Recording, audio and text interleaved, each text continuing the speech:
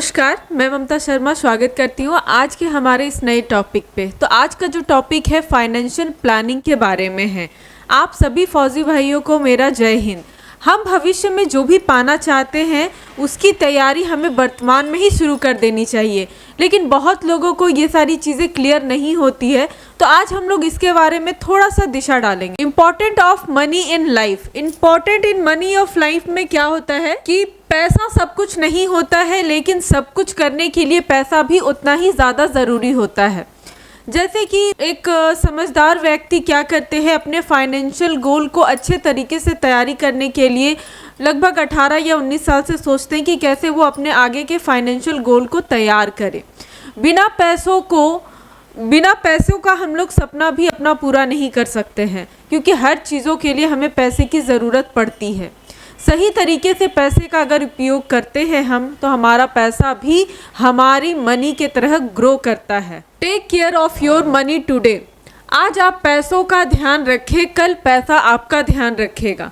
ये कहीं ना कहीं बहुत ही बड़ी बात है कि आज हम अपने पैसों को अगर सही जगह पे इन्वेस्ट करते हैं तो हमारा पैसा हमारे आने वाले समय में बहुत ही अच्छा ग्रोथ करता है। अगर हम आज अपने पैसों को मैनेज नहीं करेंगे तो ये आगे चल करके हमारे लिए बहुत ही बड़ी मुश्किल हो जाती है।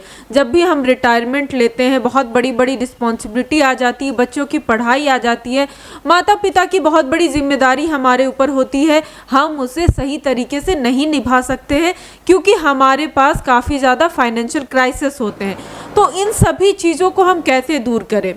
सही सेविंग बहुत ही इम्पॉर्टेंट है आप सभी के लिए। इससे आप अपने फाइनेंशियल की सिक्योरिटी को मैनेज कर सकते हैं। आज का डिसीज़न आपको आगे के लिए बहुत ही बेहतरीन बनाता है और आपके पैसों को काफ़ी अच्छे तरीके से मैनेज करना सिखाता है।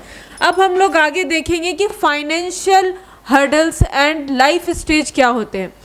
बच्चों की एजुकेशन और शादी का मेजर फाइनेंशियल एक गोल बनाना चाहिए, क्योंकि ठीक है, बच्चों की एजुकेशन हमारे लिए सबसे ज़्यादा इम्पॉर्टेंट रहती है।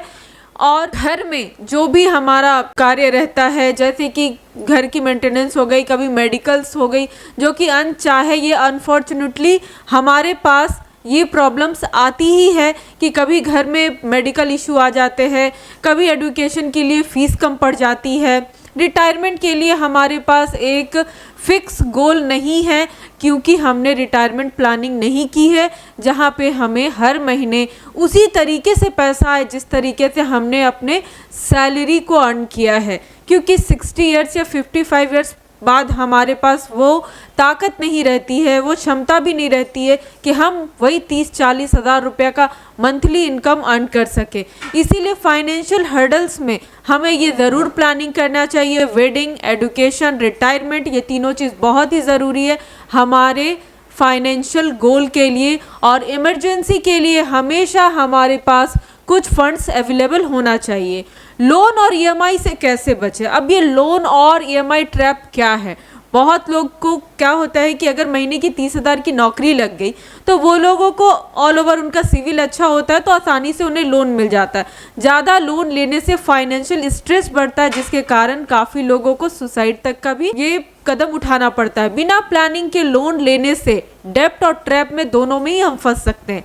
ईएमआई को जल्दी से जल्दी पे करना, और अगर ईएमआई पे नहीं करते तो हमारा लोन का जो इंटरेस्ट और बढ़ता जाता है, जो कि हमारे लिए काफ़ी हेडेक होता है। सिर्फ ज़रूरत के हिसाब से ही लोन लेना, अननेसेसरी लोन ले करके हम बड़े से बड़े गोल्स को अचीव नहीं कर सकते। घर बनाना है, लोन ले लिए, घर बन रहा है, लेकिन क्या हमारी इनकम वो स्टेबल है कि हर महीने हम लोन के साथ साथ आने वाली हर परिस्थितियों के साथ सामना कर सकते हैं?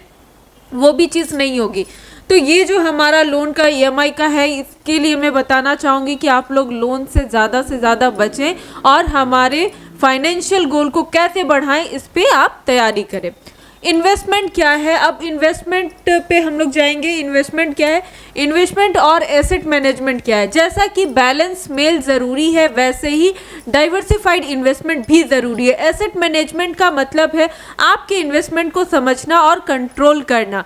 इक्विटी, डेब्ट एंड रियल एस्टेट, गोल्ड में भी आप अच्छा पैसा इन्वेस्ट कर सकते हैं जो कि काफ़ी सिक्योर होता है, लेकिन ये कभी खुद से ना करें, कम से कम एक फाइनेंशियल एडवाइज़र की सलाह ज़रूर लें।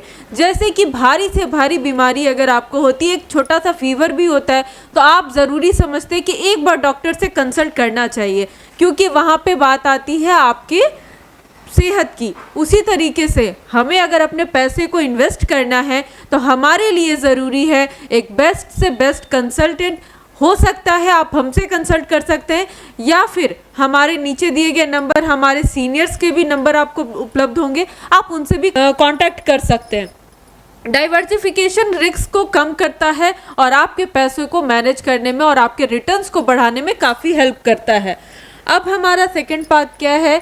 सेकंड पार्ट है म्यूचुअल फंड्स का महत्व क्या है। म्यूचुअल फंड्स क्या है? म्यूचुअल फंड्स आपके लॉन्ग टर्म फाइनेंशियल गोल को अचीव करने में हेल्प करता है। म्यूचुअल फंड्स में आपको अदर एसेट क्लास में ज़्यादा से ज़्यादा रिटर्न आता है, एंड म्यूचुअल फंड मार्केट में वॉलेटिलिटी को मैनेज करने में काफ़ी बढ़िया रिटर्न निकालता है। म्यूचुअल फंड्स में आपका एक प्रोफेशनल टच मिलता है जो कि आपके फंड्स को मैनेज करता है। जी हाँ, आपका अगर म्यूचुअल फंड अगर आप इन्वेस्ट कर रहे हैं, अपने पैसे को कहीं भी इन्वेस्टमेंट कर रहे हैं, तो अगर आप एक प्रोफेशनल से गाइड नहीं लेंगे तो हो सकता है रिटर्न में आपको थोड़ा ऊंच नीच हो जाए, जिसके कारण आप लोग कह देते हैं कि मार्केट सही नहीं है, उसमें काफ़ी रिस्क होता है और हमें वो रिटर्न नहीं मिलता, हमें भरोसा नहीं। अब क्या है SIP? क्या है SIP? एक बहुत ही अच्छा माध्यम है अपने छोटे से अमाउंट से बड़ा कॉन्सेप्ट बनाना, बड़ा ग्रोथ पाना। SIP क्या हो गया? Systematic investment plan.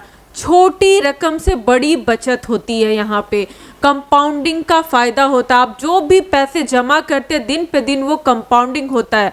मार्केट से काफ़ी अच्छा प्रोटेक्शन उसमें मिलता है SIP में, क्योंकि वहाँ आप मिनिमम अमाउंट 500 रुपये से चालू करते हैं। अब ये क्या है, मान लीजिए कि आपने 5,000 रुपये महीने का इन्वेस्टमेंट किया है, 5,000 में 5 साल बाद आपका ये अमाउंट 89,000 हो जाता है। अगर आप 1,20,000 रुपया साल का इन्वेस्टमेंट कर रहे हैं, यानी कि लगभग 10,000 रुपया कर रहे हैं, तो आपका 10 साल बाद 2,78,000 हो जा रहा है, क्योंकि ये जो मैंने कैलकुलेशन 15% पे निकाला है। लेकिन 10 साल तक आपको 15% का नहीं, कम से कम वो 30 से 32% का रिटर्न चला जाता है। तो ये आपको काफ़ी क्लियर करेगा। ये आप देख सकते हैं 3 लाख का अगर आपने 25 साल तक किया तो 32 लाख का रिटर्न चला जा रहा है। ये सारे मंथली मोड में आप SIP कर सकते हैं। अगर आपको मेरा ये वीडियो बहुत अच्छा लगा है, अगर आपको मेरी सारी चीज़ें समझ में आई हैं या फिर कुछ भी डाउट्स है, तो हमारे इस चैनल को सब्सक्राइब कीजिए, बेल आइकन ज़रूर दबाइएगा, ताकि आपको फाइनेंस से जुड़ी हुई सारी वीडियोस आपको मिल सके और आप इसी तरीके से हमसे कनेक्ट रह सके। जय हिंद, थैंक यू।